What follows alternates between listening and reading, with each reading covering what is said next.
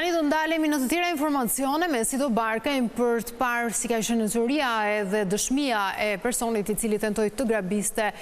një bankë. Kemi në komunikim të drejtë për drejtë. Sido, ne përshëndesim sërish. Sido.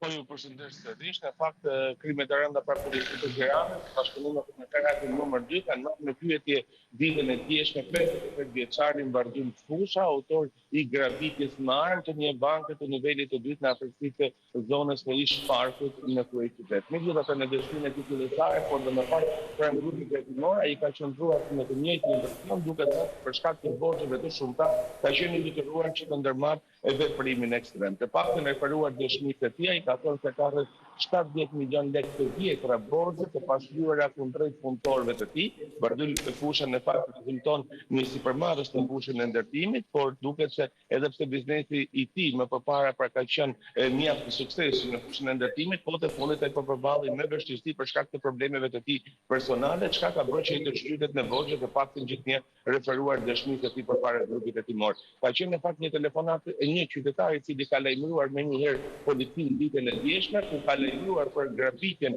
e bankës të nivelit të dytë në afërsitë të zonës së Parkut, pasi patrullat e komisariatit numër 2 dhe fal një punë le të themi të mirëfillt hetimore të komisariatit numër 2, ku kanë ndaluar dhe arrestuar menjëherë në fushën e flagrancës autorin 85 vjeçar, por në zbardhjen të menjëherë të ngjarjes së rëndë. Menjëherë të paktën sipas informacioneve dhe kamerave të sigurisë që ka arritur të sekuestrojë policia e Tiranës duke zbardhur të plot ngjarjen, autori është afruar në zonën e bankës të nivelit të dytë, ku ka qenë me automjetin e tij, ka parkuar në afërsitë të bankës të nivelit të dytë me një çantë të cilën ai kishte në dorë shfutur në ambientet e brendshme të bankës. Dhe mënyrë më pas ai ka nxjerr armën e zjarrit tip Kalashnikov, armë e cila në fakt është sekuestruar së bashku me shumë të parave, ku ka qelluar një herë në dyshemën e bankës, duke alarmuar kështu të gjithë punonësit e bankës të nivelit të dytë. Më pas është afruar arkët, ku ka arritur të marrë afër 1 milion lekë të vjetra, dhe sapo ai ka tentuar që të dalë nga ambientet e brendshme të bankës në derën e saj, të jashtme është ndaluar dhe shkapur nga efektivet e komisariatit numër 2 dhe menjëherë në pas të shërbimit I tij drejt komisariatit. Pra kanë qenë le të themi një punë e mirë organizuar dhe e policisë për shkak edhe të telefonatës së qytetarit I cili ka vendosur në ndjenim njëherë policisë, çka ka arritur që të kontradiktohet autori I kësaj ngjarjeje. Në fakt, siç u pa dhe në kamerë ditën e djeshme, autori nuk ishte I maskuar, duket se e ka thurur këtë veprim në një gjendje të rënduar psikologjike, si shprehet edhe ai, për shkak të borxheve për të detyruar që të grabiste bankën thjesht për të shkruar borxhet që ai kishte. Është qartë. Megjithatë fakti që autori ka pasur një kauzë, Sido nuk ja ul fuqinë krimit që ka kryer. Megjithatë, nëse do të flasim për momentet që është kryer grabitja, ka pasur qytetar në ambientet e brendshme të bankës, pra ka shkaktuar panik dhe në momentin e arrestimit a ka kryer apo jo rezistencë?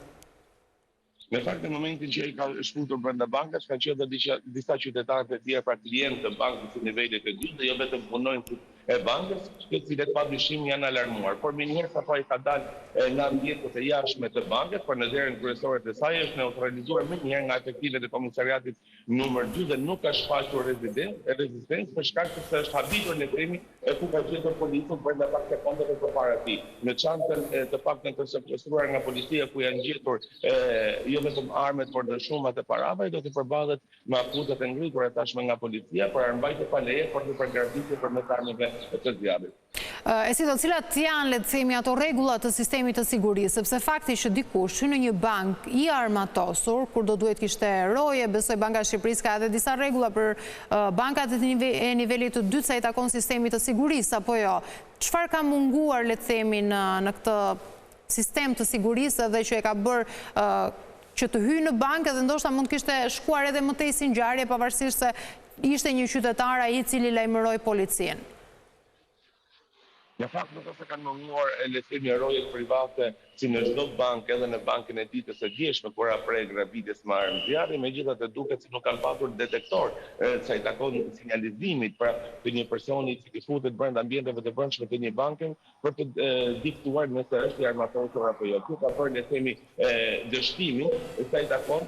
në grabitjes që organizuar ditën e djeshme nga autori, edhe pse një herë sapo I kreu grabitjen u arrestuar nga komisariati numër 2. I takon le të themi masave të ndërmarra për të parë nëse ka qenë funksional detektor, ose më kam patur në bankën e nivelit të dytë për të sinjalizuar roje private që një person i armatosur futet brenda apo jo. Për të faktën në dëshminë e tyre për personelit të bankës, ata janë shprehur se autori i cili në fakt disa ditë më përpara kishte qenë sërish në këtë bankë për të kryer disa veprime bankare, por ditën e djeshme është shkutur qeftisht brenda bankës, ka patur një çantë le të themi ku brenda se kishte fshehur armën, duke mos rënë në sy dhe për shkak të qetësisë nuk kishin uhatur ose nuk kishin kuptuar që i bëjnë pjesë në një agresor i cili tentonte të gardiste bankën. Sa po shkutur në ambientin e përshtatshëm, ka dhënë një armë në zjarrit, ku ka qelluar të paktën më një herë, ku e gjetur të mësoje brenda ambienteve të bankës, ndërkohë arma e tij ka qenë mbushur me plumba, të paktën 30 plumba kanë qenë brenda karikatorit të armës së zjarrit të kalashnikovit. Megjithatë, sido për të përgëzuar ka qenë dhe efektiviteti i forcave të policisë, ku me të marrë sinjalizimin menjëherë kanë arrestuar të dyshuarin në kohë reale dhe me sa kemi kuptuar ditën e djeshme edhe janë shpërblyer të dy efektivët që kanë kryer arrestimin, apo jo, nga drejtori i policisë. Po, ka qenë një punë le të themi efektive komisariatit numër 2, të cilët arrestuan dhe neutralizuan më një herë agresorin, të paktën në kamerat që janë shpërndarë të filmuara nga qytetarë të ndryshëm, të cilët ishin në pranitë të zonës sapo kanë parë politikë të shumta që arrestuan bankën, kanë arritur që të oficerojnë në momentet e para të arrestimit të autorit, i cili sapo del nga derën kryesore përballet me efektive, të cilët e fakt i drejtojnë armën për të neutralizuar, por ai ishte i armatosur me kalashnikov për shkak të frikës sepse ai mund të qëllonte në drejtim të forcave të policisë. Pra janë letimi proceduar që policia patjetër në raste të rrezikshmëri të larta i përdor. Patjetër që është një veprim le të themi ose një punë e mirë e organizuar nga komisariati numër 2, në të cilin u shpërblyen dhe u vlerësuan në fakt jo vetëm nga drejtoria e përgjithshme e policisë, por nga të gjitha strukturat. Mirë, Sido, faleminderit për gjitha këto informacione e detaje që na përcjellën në studio. Faleminderit, Sido.